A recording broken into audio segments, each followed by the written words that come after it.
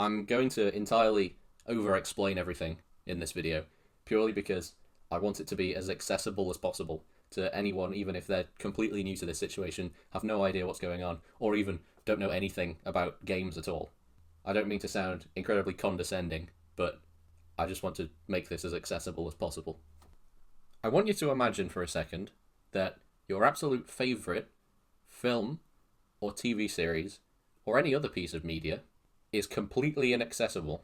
Not only is it not being rerun on TV, not only can you not watch it on any streaming service, but the physical DVD, Blu-ray, heck even VHS or Betamax if you must, ceases functioning.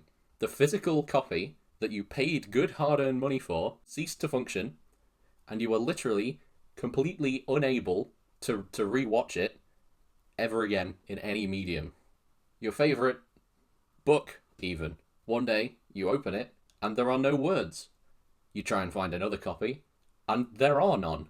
They're all just covers with the copyright bit at the front, and the dedication, and the advert for some other ones in the back, but there's no actual book anymore.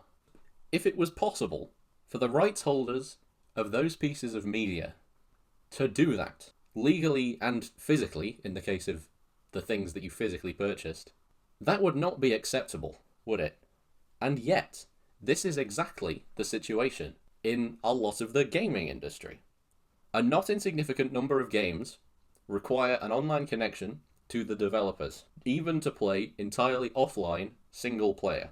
When the developer no longer thinks it's financially viable to maintain the servers it has to connect to, or if that company goes out of business, or any number of factors, the game is then completely inaccessible. The specific game that's being used in this campaign is The Crew, which was a racing game released in 2014, but it's not about that. That's just being used as the example of what's happening here with many other games. The situation, essentially, in this specific case, is that The Crew was sold in 2014, both digitally as a download and also on a physical disc, and both of those versions required a connection to Ubisoft, the developers, in order to play it. Ubisoft have decided to close down those servers because they're no longer financially viable, meaning the game is now entirely unplayable. Even the otherwise entirely offline single-player mode. You can no longer use the product that you paid good money for. That is not right. I am not a gamer. I play like an hour of Minecraft a month, if that. And occasionally, Forza Horizon 2 for some reason. I am not a gamer, basically, at all. Personally, it doesn't affect me if some always online game ceases to function. That doesn't impact my life. But I still care. I still signed the UK government petition to make it illegal for this to be possible, because I know that if it was my favourite piece of media, I would want other people to do the same. Even though it's not a piece of media that I've ever even heard of prior to this, let alone interacted with. I know that someone absolutely loved that. That it was somebody's favourite piece of media to play, to unwind with, to play with friends, to whatever. And beyond even that, everyone who bought a copy of it paid for a copy of it with their own money.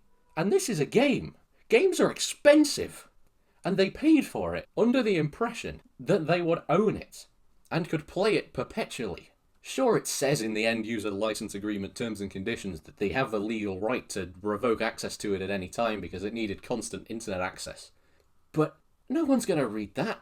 Let's be realistic here. And regardless, the rights holder shouldn't be allowed in the first place to put that clause in. We're not expecting you to support the multiplayer servers forever. That's a running cost that eventually you'll have diminishing returns. Not enough new people will be joining the game for it to be worth the cost to maintain the server. That's completely fine. But if you're going to stop supporting the game, it should still be able to function offline.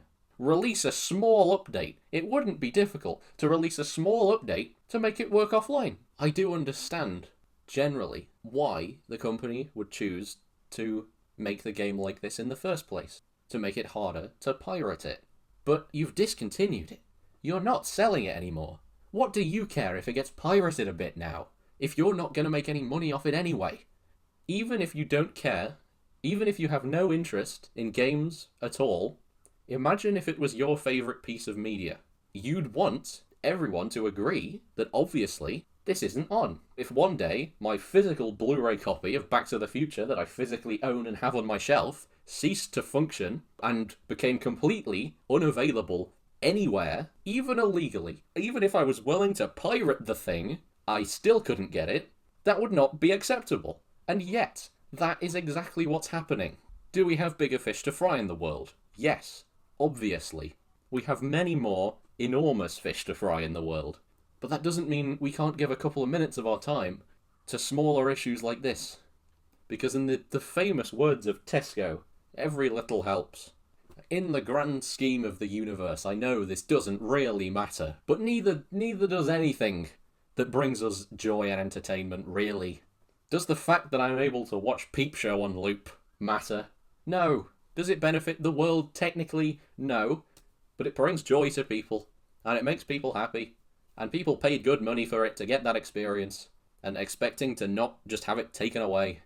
And with every relatively small and minor change for the better like this that we could make the world just that little bit better for someone. Even if it isn't us, even if it's not someone we know, even if it's not someone we've ever met, even if it's not whatever, the world could still be just a slightly better place. And honestly, can't that only be a good thing? Linked in the description, I've put stopkillinggames.com. I'm not affiliated with Ross Scott, the guy who's running this campaign, but I wanted to make this to just put this issue in those terms for anyone who's just kind of passing it off as, I don't really care, I'm not much of a gamer, not really interested, not my thing at all. That's all.